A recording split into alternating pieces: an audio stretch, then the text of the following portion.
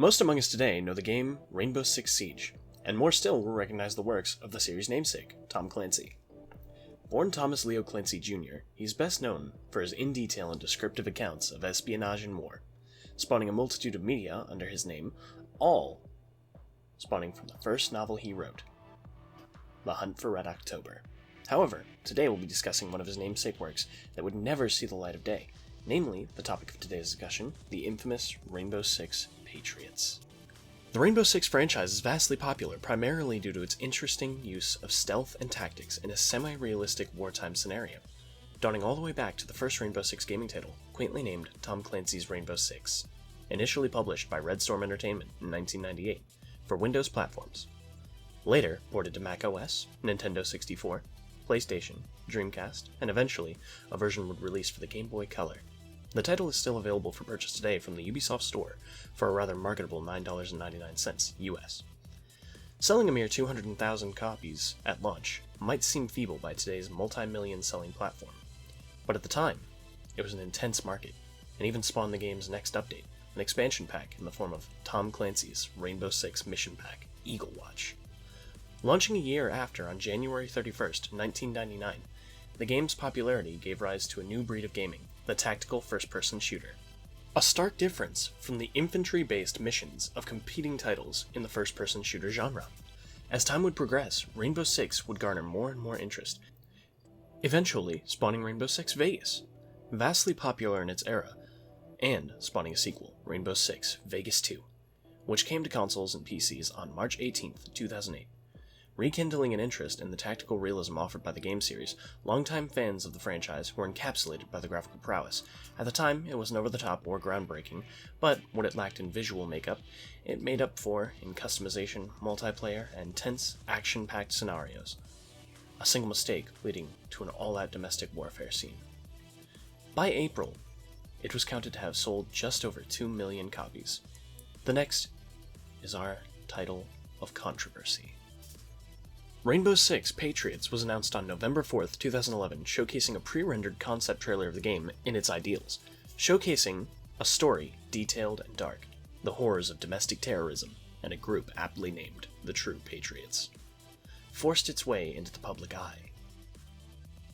A man of stature, donning a dead man's switch, lest his infant child and wife be brought to the crossfire.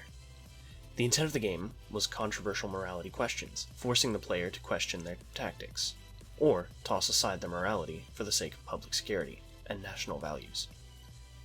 The team, originally led by James Wolfe, would never make it into the line of duty.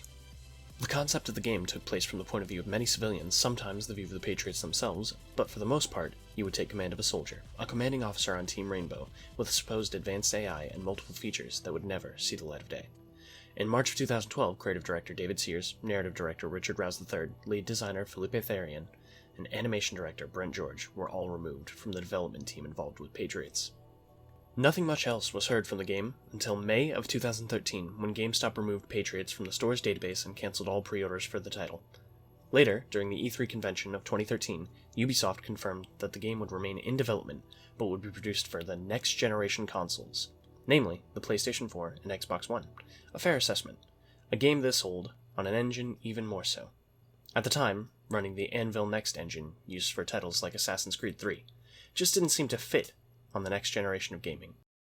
When they could do so much more with the game's development, implementing the game into a fully and truly next-gen title. Alas, this led to far more complications with the title than one would assume on the surface. The development team at Ubisoft, known commonly, or more so ironically now, as Team Unbreakable at the time, was doing their best to work on the Anvil Next engine, but it just wasn't as simple as they would have assumed. This was the first time the engine had been used for a first-person title in such a way, let alone something this ambitious. Tragedy would befall the franchise soon after. In 2013, as the series' namesake, Tom Clancy, passed away, due to a supposed heart complication. A renowned man in terms of his stellar works in literature, and now in gaming, he would go down in history, rest assured. Later, on June 9th of 2014, Rainbow Six Patriots was officially scrapped from the development, and instead a title known as Rainbow Six Siege took its place. Siege would release December 1st, 2015. Scrapping the entirety of a campaign and opting entirely to the multiplayer aspect, which at the time seemed to be the route gaming was taking. The game became a tactical shooter with 3 modes, and later a professional scene in gaming. As of May 14th, 2020, the game has sold over 10 million copies, with a large player base consistent since the game's launch, and constant support, moving into the game's 6th year of operation. Why did Team Unbreakable scrap Patriots? Was it simply too hard to develop on their engine? Was it too cost ineffective? Or was it simply a loss of passion for the project? Many reports suggest that the development team, over the years, had lost many members, down to a small group of developers, 20 or so working on the title, none of whom were making much usable progress. The story suffered, the art suffered, the animation suffered. The passion from the project had been all but lost. The writing of such an in-depth story had been lost at this time. The team must have experienced a heavy level of burnout. It's no surprise that the team felt these pressures, years of research, development, and work set to a useless waste of time. Though the team may have been happier with Patriots' release, though, the game will always have sour impression for those excited for Patriots. Rainbow Six Siege is arguably the best-selling multiplayer experience the Tom Clancy series has spawned. Though others are upset at the lack of a story, and some would even say that the lack of a campaign is blasphemous to the series, as its initial point was in fact based on a detailed account and writing of a man devoted to the craft. As of late, the team at Ubisoft has been developing quite the number of cinematics and written lore for the characters. Whether this bodes well for an advanced Siege universe with its own single-player experience, others theorize that it could lead into an entirely separate game with Tom Clancy's namesake, more detailed accounts of some of the hidden information on Team Rainbow and their diverse past. One thing is certain. Rainbow Six Siege, for better or for worse, was clearly a passion project amidst the developers at Team Unbreakable, and whether they hold the same passion is yet to be seen, as Year 6 encroaches with its new developments and changes. A spin-off title for the event in Year 3, titled Rainbow Six Extraction, is currently in development. As for whether or not we'll see more of each operator, only a specific few, or if the game will be a horde-based survival game, is yet unbeknownst. Thus goes the tale of Rainbow Six Patriots. Hi, this is the guy who just read that script. If you enjoyed this type of content, be sure to like the video and subscribe if you want to see more. I do these from time to time, albeit this is the first one, and I'm planning on going into depth about what happened with Rainbow Six Siege's development as well.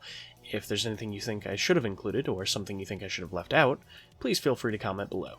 Thank you guys, and have a great day.